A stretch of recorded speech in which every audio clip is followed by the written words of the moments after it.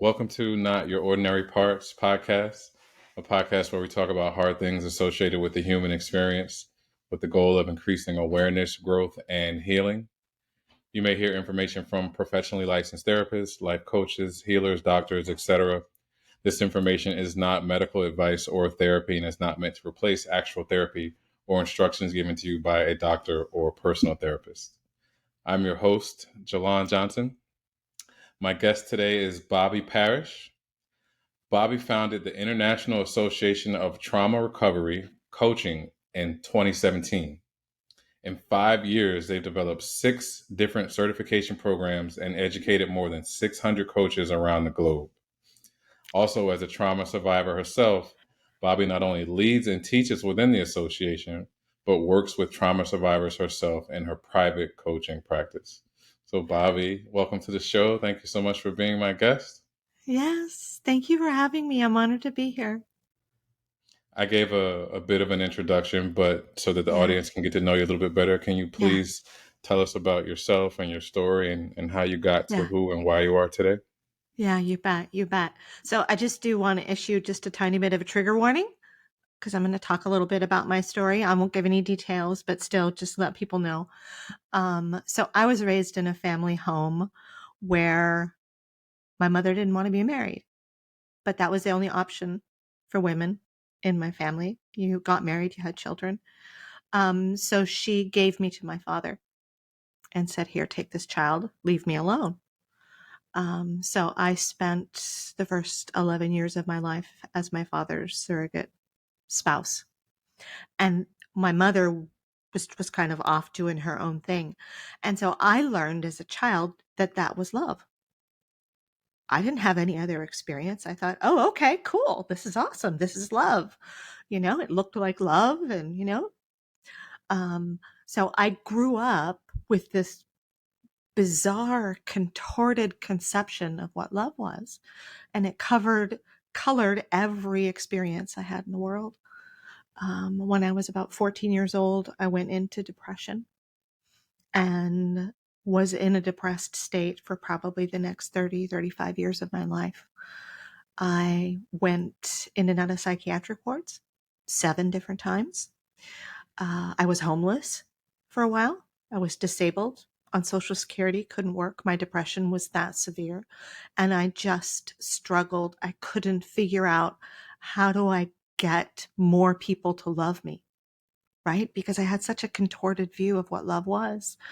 Um, and all of these providers that I kept going to, psychiatric wards, kept saying to me, well, nobody's ever going to love you unless you learn to love yourself. And I'm like, well, I don't know how to do that. They may as well have told me to, sprout wings and, dive off the Empire State Building. I didn't know how to do that. I didn't learn that in my childhood. So I felt even more hopeless and more despair. And it wasn't until I finally found a therapist who openly told me that she loved me that I went, oh, I get it now. This thing that happened with my dad when I was a kid, that wasn't love. This is love. So from her, I learned how to love myself. And then when I finally learned how to love myself, I could go out in the world and have healthy relationships and, build a life for myself that didn't include homelessness and psychiatric wards. Um, so I went to grad school and got my master's in marriage and family therapy. But because I had a history of having mental health struggles, despite graduating number 1 in my class, I was not granted my honors because I was told I had no potential to contribute to the field because I had had mental health struggles of my own. And that hit me hard, really hard.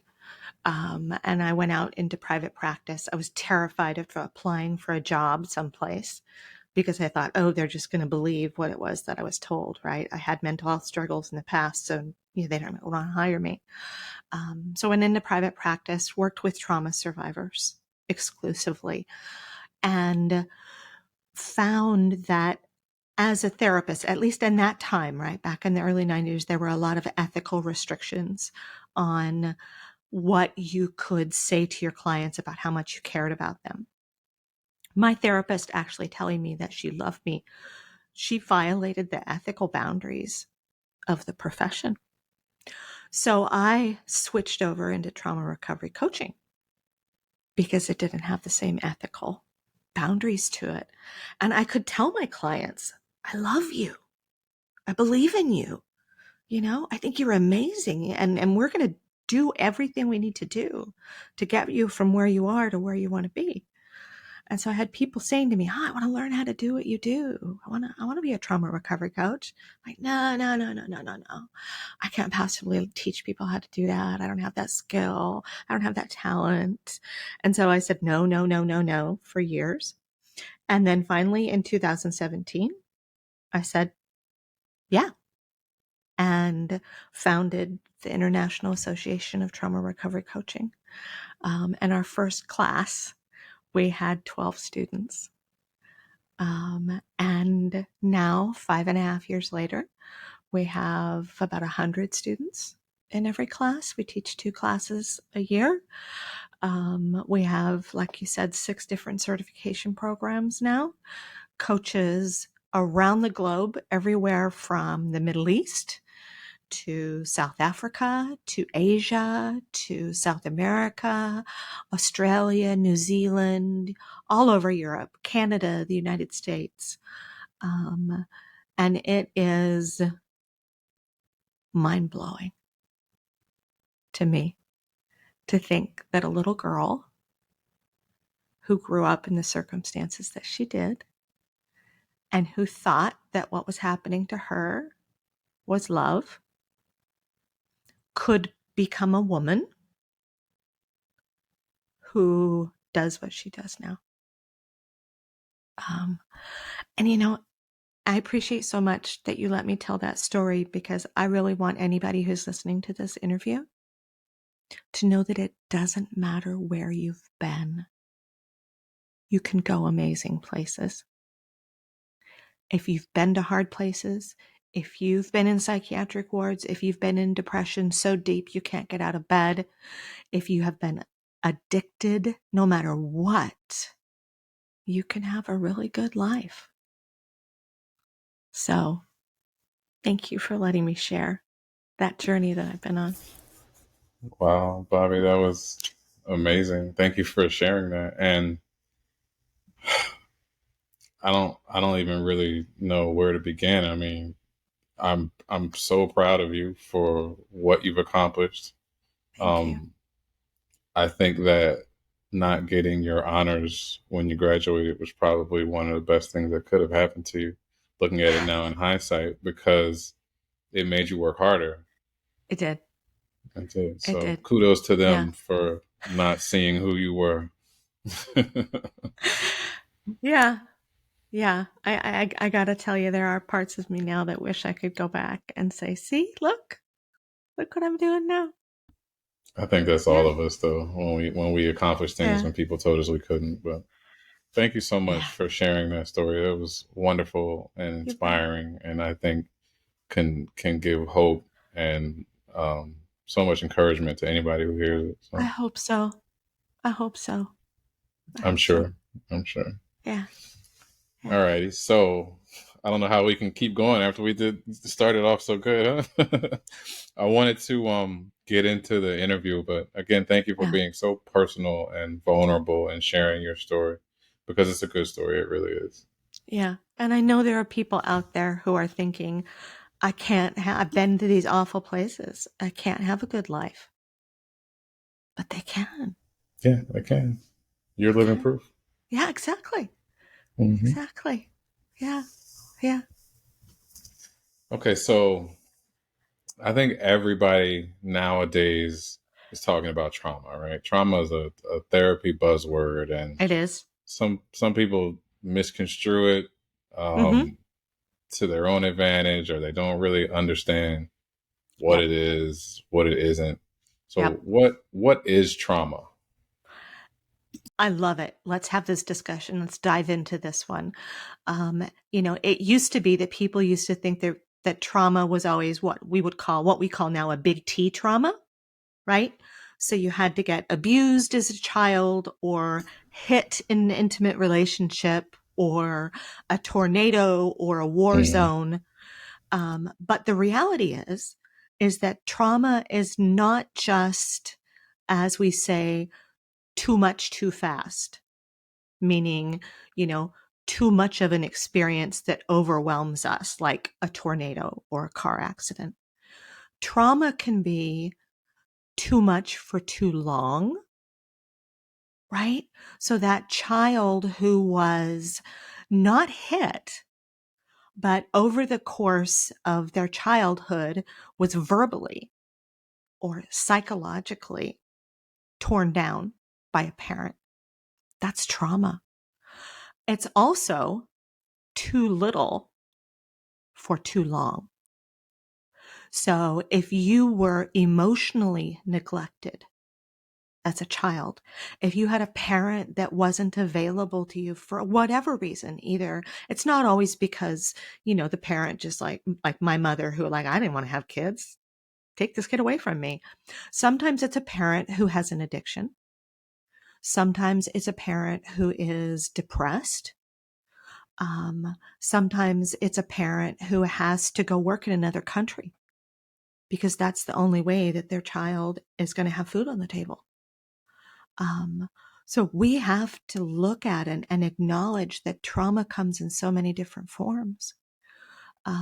There's also a type of trauma that people don't talk a lot about that's called moral injury, which means that you have experienced something that radically violates your moral principles.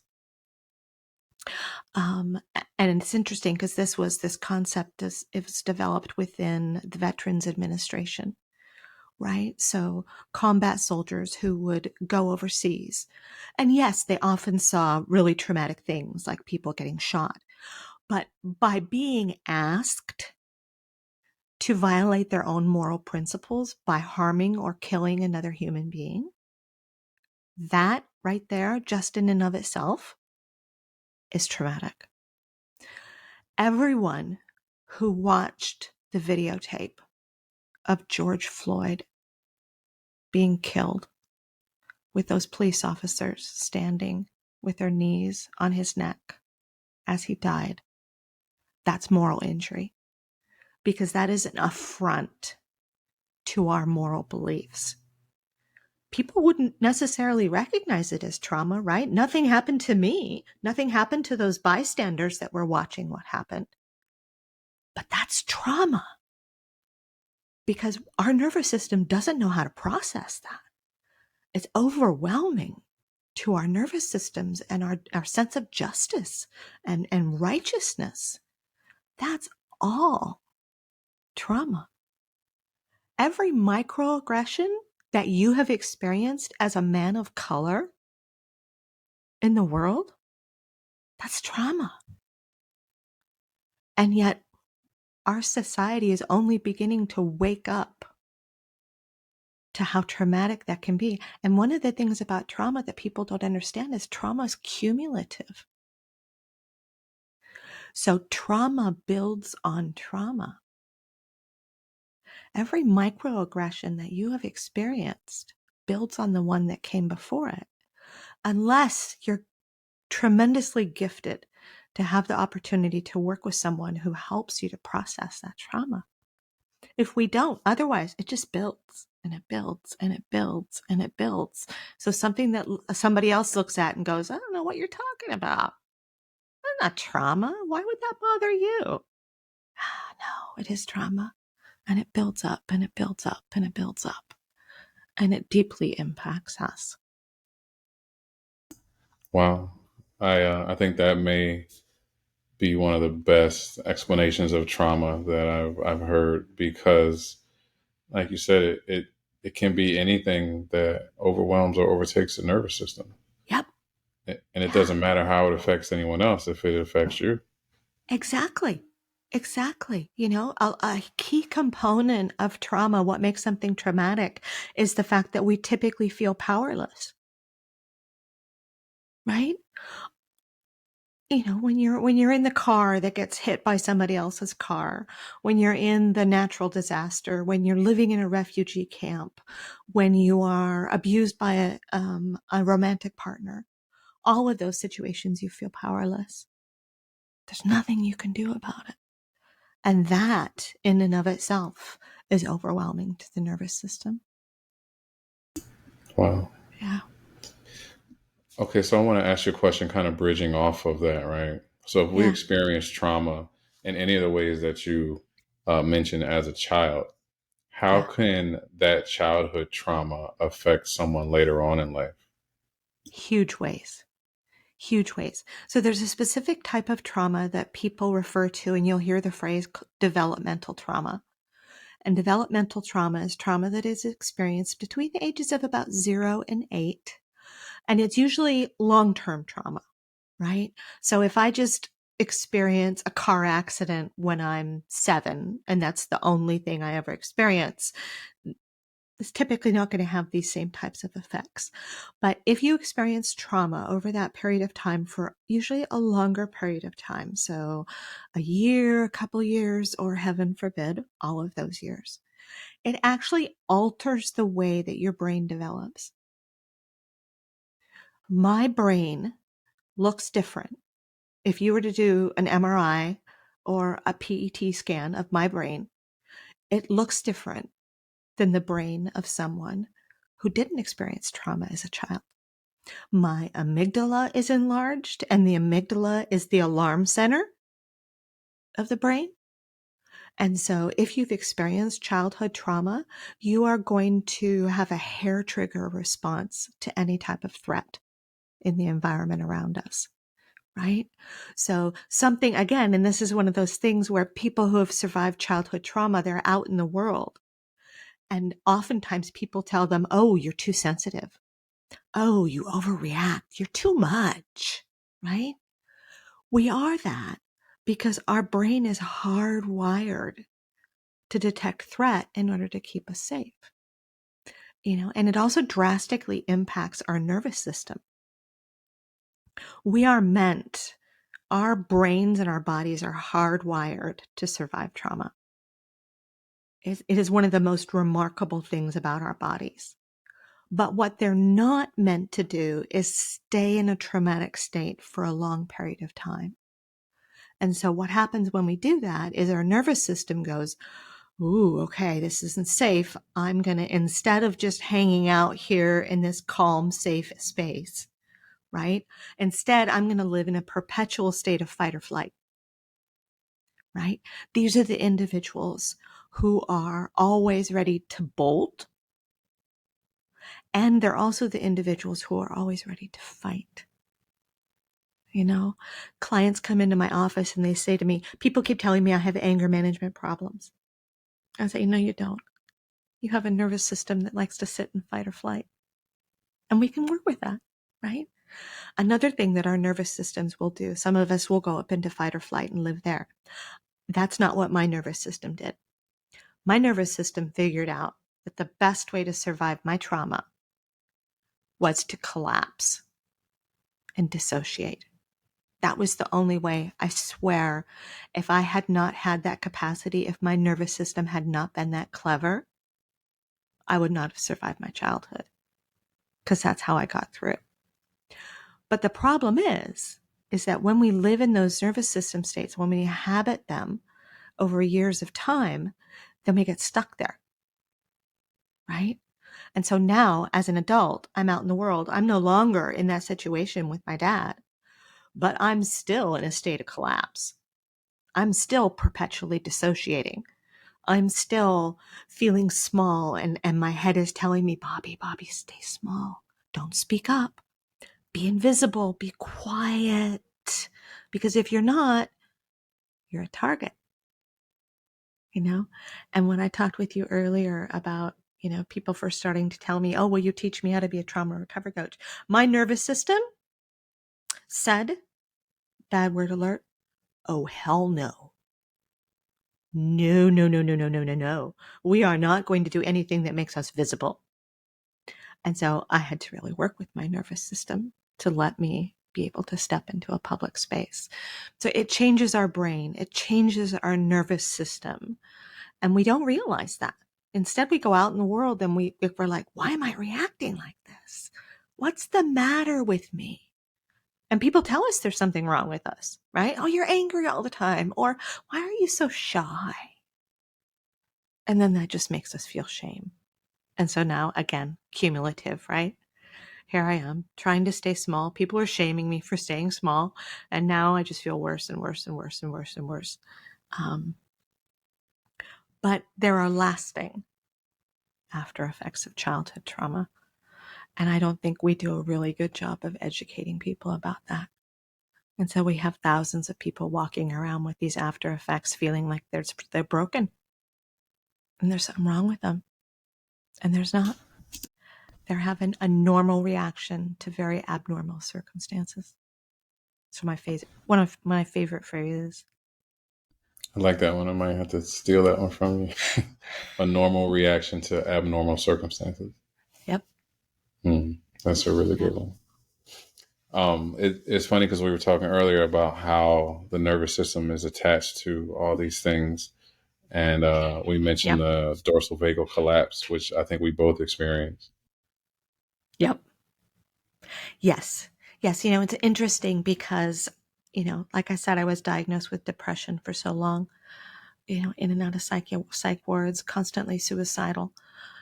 Now, as I know what I know, I look back on that, and they used to give me medication after medication after medication. Here, Bobbi, try this. Here, Bobbi, try that. Here, Bobbi, try this. And none of them worked really well. Now, though, as I look back on it, I think it wasn't necessarily depression. It was dorsal vagal collapse. And medication's not going to help with that, right? So if you're out there, if anybody's listening to this and you've been diagnosed with depression and you've tried a whole bunch of antidepressants and they don't work for you, have a thought. Maybe it's your nervous system and it's not your brain chemicals. But talk to your doctor or your therapist or someone about that. Just plant a seed of thought there about that one. But most certainly there's nothing wrong with you. That's a good seed and good encouragement. So one thing that I wanted to kind of bridge over into is because of the things we experience with trauma and childhood trauma, we can become attached or have an attachment style. Yep. And I know that this is something that you're well versed in. So first, what I wanted to do was talk about attachment styles and what they are, and then talk about each one individually. So can you talk about what attachment styles are? You bet. You bet.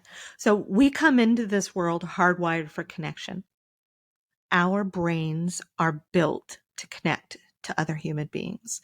And especially as children, that's a survival strategy, right? Because it's not like I pop out of the womb with the capacity to feed and protect and care for myself.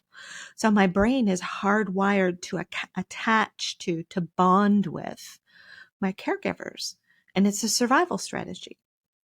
But sometimes it doesn't go very well because of the capacity of our caregivers to respond to us.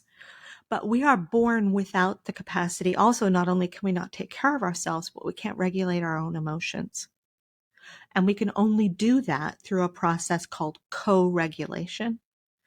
And that's what, if you had a parent whoever, when you were in the middle, you were, you're little. So I love to give examples so people understand what I'm talking about. So say you're little and you're like overwhelmed and you're having what other people might call a temper tantrum, right?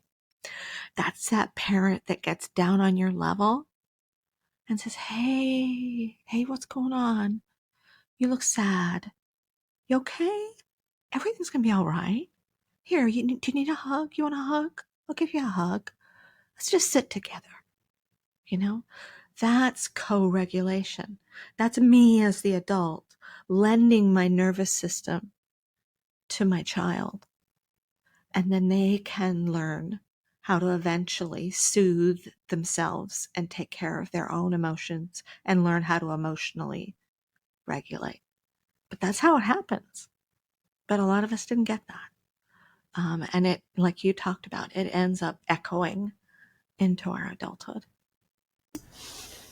Okay, so let's say we didn't get those things, right? Yeah. We were never co-regulated. Let's talk Yeah. about one type of attachment style that is an anxious attachment style. Can you describe that? Yes. So an anxious attachment style is a child, excuse me, who grows into an adult they had a parent who was not available to them, but maybe sometimes they were just glimmers of available to them.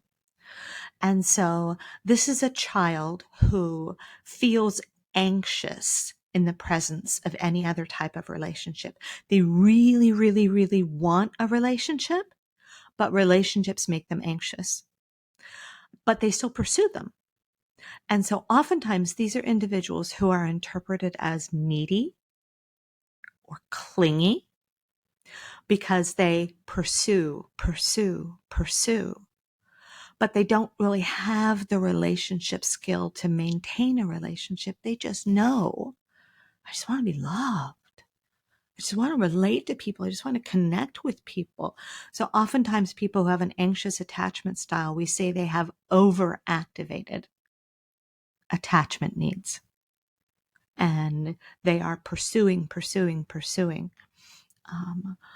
Oftentimes these are people who, in relationships, if there's any kind of a conflict, they'll come right up against you and say, I'm so, and they'll be apologetic, or I'm sorry, or this is awful, I'm terrible, I'm a horrible human being, I can fix it. But unfortunately, depending on the attachment style of the person they're trying to relate to, that may or may not go very well. Yeah. I think that's a great explanation of how the anxious attachment style works. Yeah. What about the disorganized attachment style? So this is a child who perhaps had, again, we're born with this hardwiring to connect with our parent. So they typically had a parent who was really scary, right? So I'll give you another example because, again, my brain loves examples. So this is a child who perhaps parent comes to pick them up at school or daycare, and they see the parent and their brain goes, oh, there's my dad, there's my mom. And a part of their brain says, run to mom and dad. But there's another part of their brain that says, no, mom and dad are scary. And so they shrink back.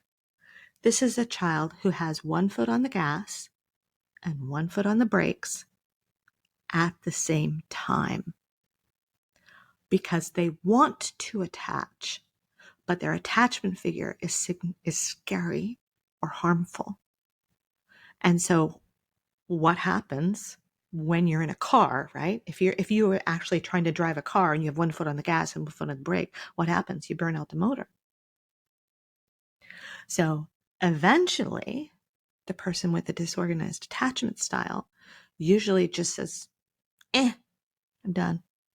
Not having relationships. They're awful. They're terrible. I don't want them. I don't need them. Forget it. But that's a disorganized attachment style. They don't know what to do. Do I run toward? Do I run away? Do I have my foot on the gas? Do I have my foot on the brake? And usually it's both at the same time. Full blast. Not just a little bit, but slamming all the way down.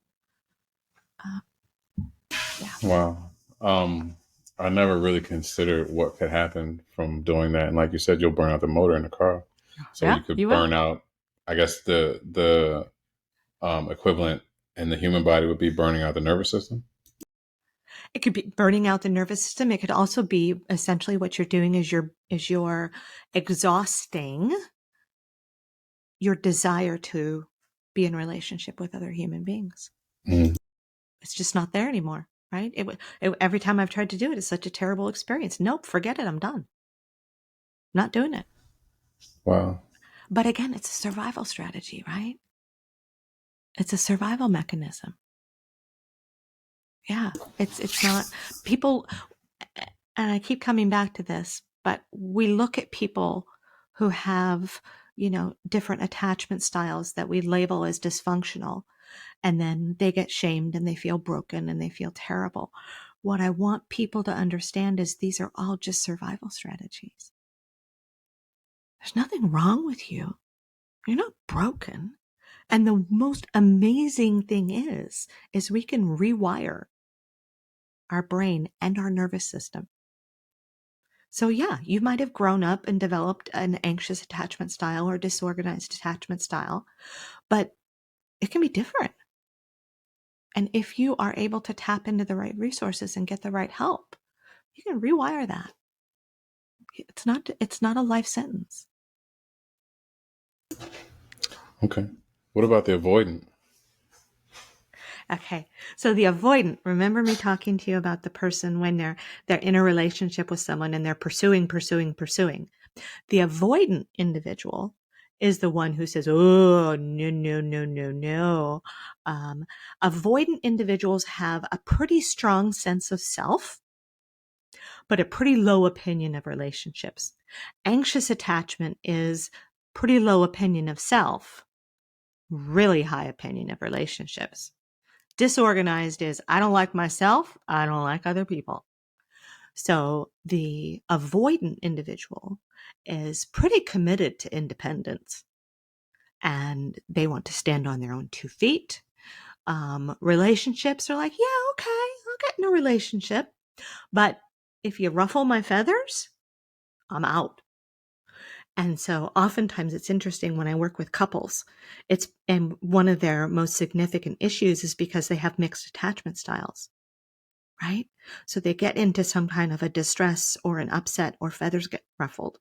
And the one partner who has the anxious attachment style is pursuing, and the person with the avoidant attachment style is withdrawing because that's what feels safe to both of them. And so one of the most significant pieces of work that I ever do with couples is to have them be aware of how they're interacting with each other and then find ways to make it safe to change that. But your attachment style isn't as an adult will dramatically inform the relationships that you have.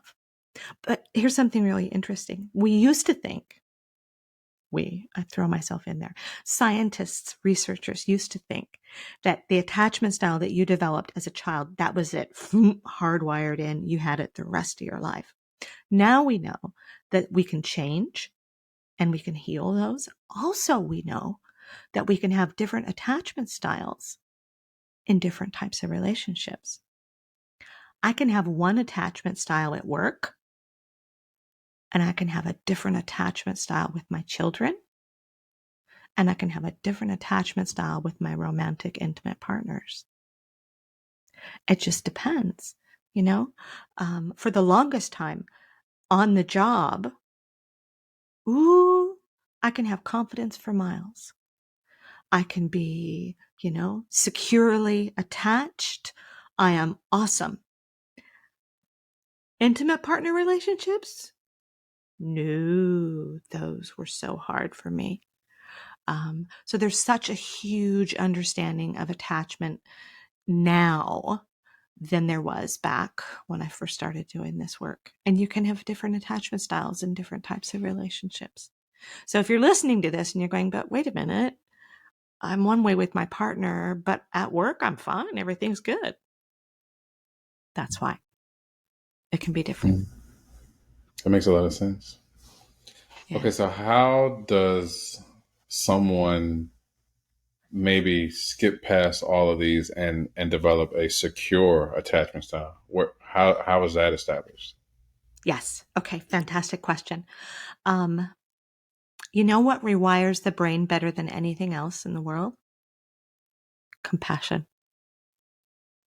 Compassion will rewire your attachment style, and it will rewire the parts of your brain that tell you, oh, heck no, to relationships.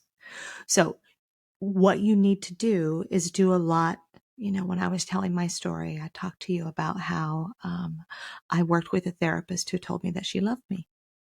And she not only told me the words, but she acted that way as well, right? So she actively engaged with me in a way that was compassionate. So if we can work with someone who shows us how to be compassionate for ourselves, that will literally rewire our attachment style and rewire our capacity to relate to other human beings.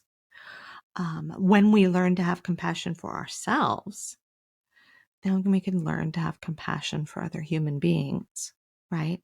So now, first I have to heal my relationship with myself. Then I can heal my capacity to have relationships with other human beings. And compassion is the go-to. It's the go-to on how to do that. So find yourself someone who can teach you how to be compassionate with yourself. And then you can be compassionate with others. I want to bring up, you and I had a little bit of a conversation before we came on air. And we talked about, because this one comes up for me all the time with my clients. We talked about having compassion for the people who harmed us. Right? And when you can find compassion for yourself, then you can begin to work on having compassion for others and understanding. People ask me all the time, do I have to forgive my abusers? Do I have to forgive my abusers? No, you don't have to if you don't want to. But it helps if you can have some compassion for how they got to be the way that they did. Both of my parents were horrifically abused in their childhood. Doesn't make what they did to me okay. But I can have compassion. And I can go, okay, I get it. I understand what you learned as a child drastically impacted the way that you parented me. And when we have compassion for people who have harmed us, when we have compassion for people who harm others, again, that just works to rewire the brain and can give us a whole different outlook on life. That's very deep, very deep. And we did speak about that compassion because it doesn't excuse what happened, but it gives you a No, reason. exactly. And I really want people to hear that. It doesn't make it okay. It does not make it okay. But it gives us an understanding that frees us from carrying around perhaps a lot of anger or some things that don't serve us, right? Things that don't serve us. And, it doesn't serve us to walk through the world with a lot of anger toward anyone, ourselves included. So, yeah. Okay, so as we're healing from trauma, right, there Yeah. could be some misconceptions about what you should and shouldn't do. What are the Yeah. 5 types of exceptions in healing from trauma? Yeah. Okay. So I love this because it's a beautiful understanding of neuroscience and how we can heal. So there's 5 types of perceptions. The first is perception, right? How do we perceive the world around us? Our trauma is a significant impactor on how we perceive the world around us. Deb Dana, who has beautifully interpreted Dr. Stephen Porges's polyvagal work and put it into the language of normal human being understanding, she tells us that our story follows our nervous system state, right? So if I'm in fight or flight, my story of the world around me is going to be very different than if I'm down in dorsal vagal collapse, right? So if I'm out in the world with my dukes up, constantly feeling like I got to defend myself, when the cashier at the grocery store looks at me kind of odd, I'm going to be like, what's her problem? What does she see in me? What's the matter? I'm going to be ready to argue, right? So our perception is our unconscious interpretation of what's going on in the world and why it's going on in the world. And then next to that is apperception, which is when we take our perception of the world and we bring it into our consciousness, right? So I used to just walk through the world thinking that everybody was out to get me. But I didn't realize that was the story that was informing my world view. But when I could bring it into my consciousness, then I could start to work on that and heal that. Another one of the deceptions is proprioception. One of the things that trauma does to our brain is it impacts our capacity to have really good spatial understanding in the world. So sometimes trauma survivors don't understand how their bodies exist in the world. I'll tell you how this looks for me. I have a hard time telling my left from my right. It's just one of the things that my brain, my hypothalamus goes, yeah, no, can't do that. Can't do that. So though, if you ever see me out in the world and someone says to me, Bobbi, you need to turn left at the next stoplight, you'll see me do this. Because when my eyes see my hand do this, then I know, okay, this is my left, right? Because I can make an L with these fingers. And then the other two are interoception and neuroception. So interoception is our capacity to understand what's going on in our bodies. Oftentimes, trauma survivors will disconnect their head from their body, especially if their body was involved in their trauma, right? There's a part of our brain called the insula, and our brain will go, yeah, nope, don't need that. Don't want that. Don't want to be aware of what's going on in my body. So we don't have any body awareness. You know, people will say all the time to my clients, well, how are you feeling in your body when you say that? Well, I don't know. I don't know what's going on in my body. Well, no, they don't. Because their brain, in an effort to survive, shut that part of that brain down. And then the last one is neuroception. And this is a word that was coined by Dr. Stephen Porges, who developed polyvagal theory. And that is our awareness of what our nervous system is doing, right?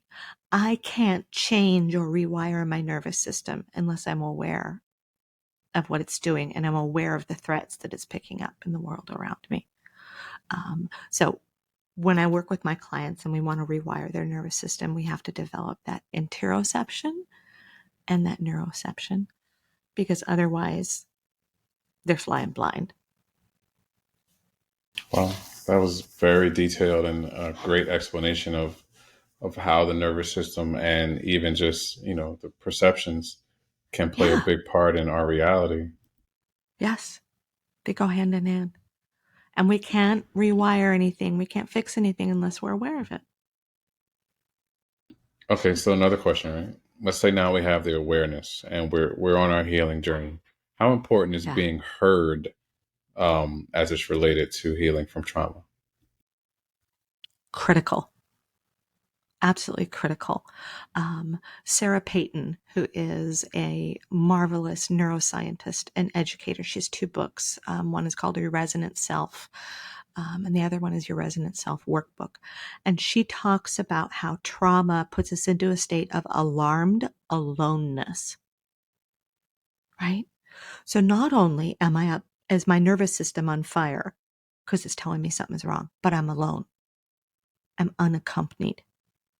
And so being accompanied and witnessed in our experience is a key part of, first of all, not being traumatized. So if I am a small child and a tornado comes, but my parent is with me, versus a child who experiences a tornado who's alone, that child experiencing the tornado who's alone is going to develop PTSD. The child who's with their parent, who's accompanying them and soothing them and saying, it's going to be okay, I'm going to take care of you, chances of them experiencing PTSD, probably not so much. So we need to be attuned to, we need to be witnessed, we need to be accompanied on our recovery journey.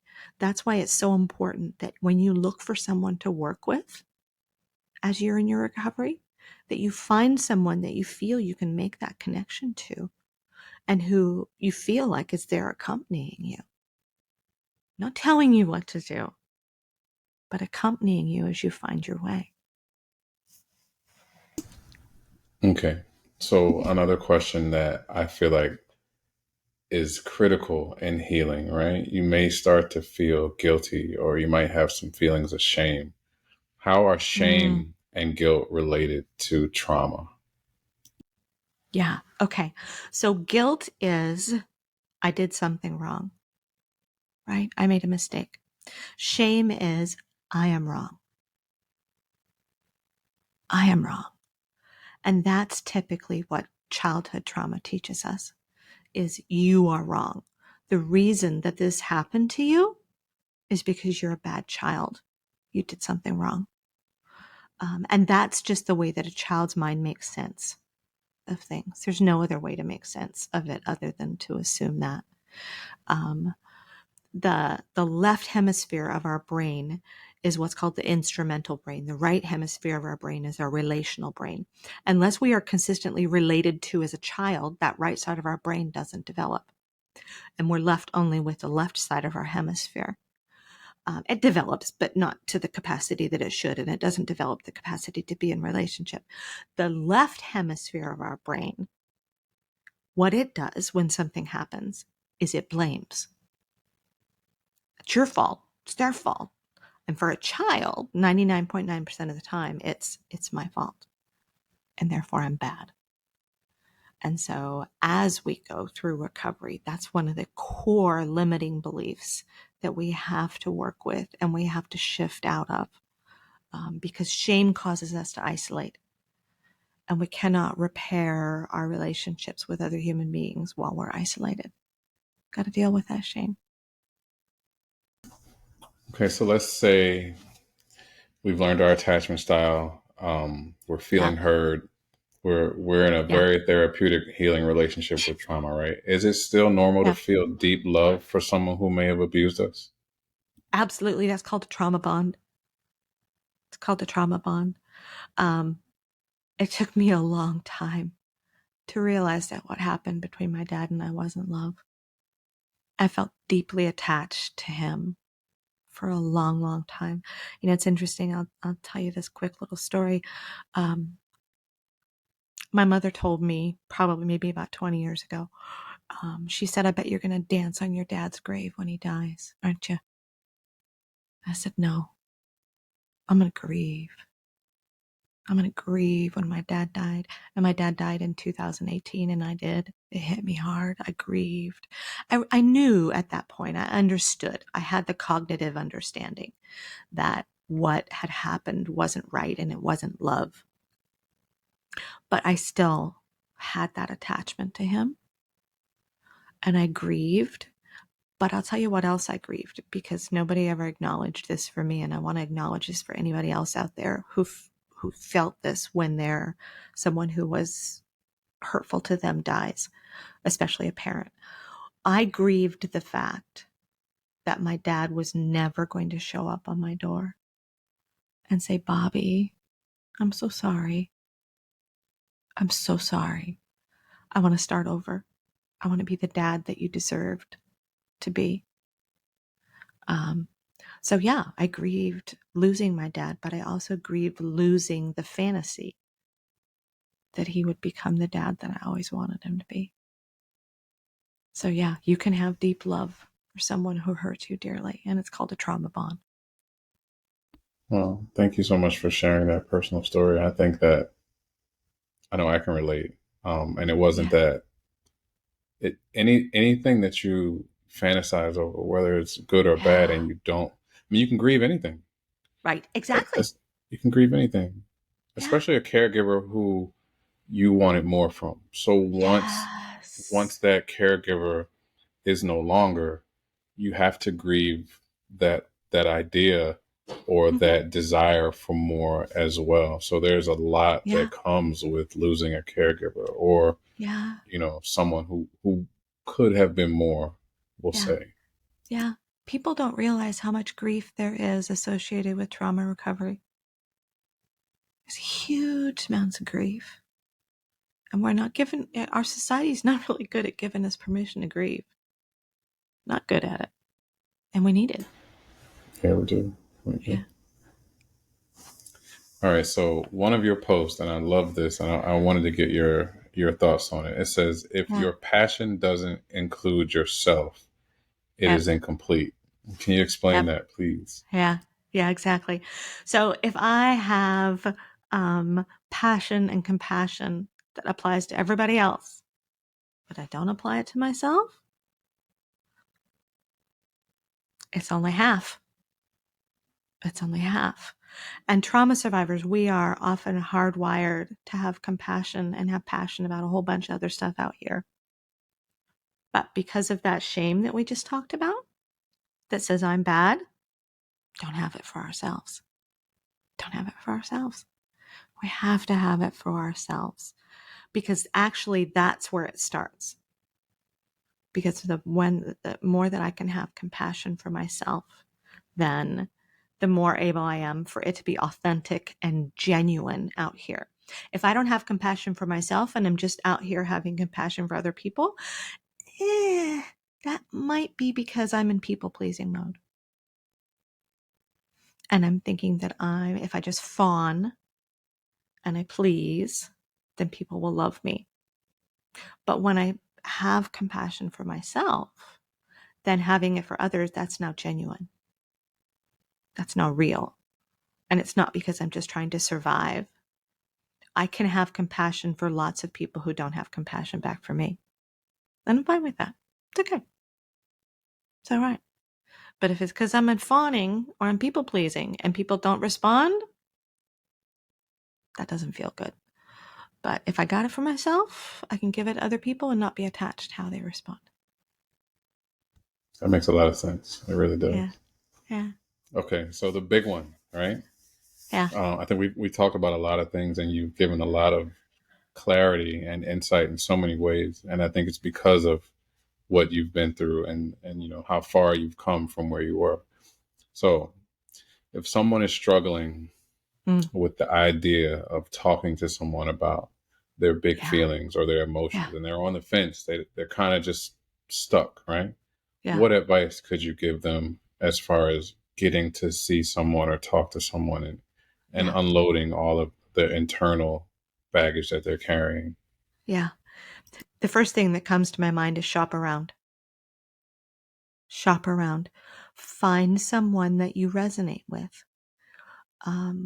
I love my colleagues, but there are not everybody's for everybody, right? You have to find someone with whom you feel safe, and you have to find someone with whom you feel cared about, right? That it's not just they're here for me 1 hour a week because I pay them $75. Yeah, I pay them $75, but they're here for me because they genuinely care about me, right? So we have to find someone, and I know it's hard. I know it's hard to do, but, look into multiple people. Especially a lot of coaches, and nowadays a lot of therapists as well, will set up a 15-minute or a half hour, just kind of a chat with you to see if you're a good fit.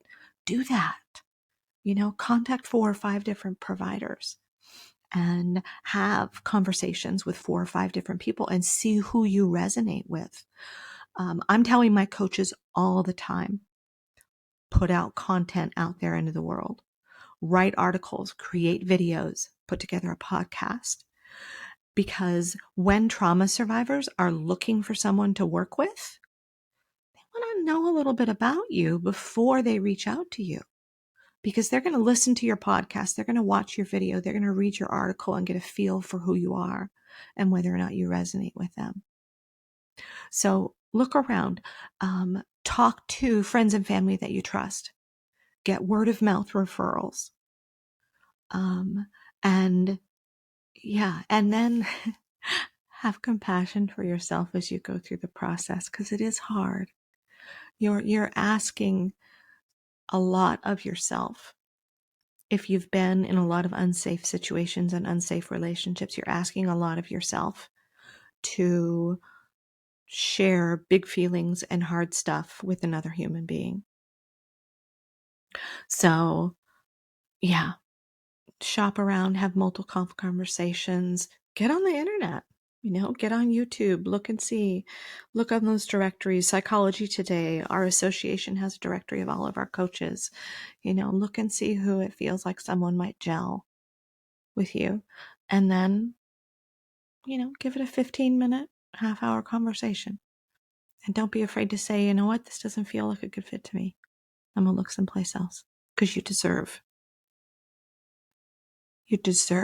to work with someone who you feel like not only has your back, but cares about who you are.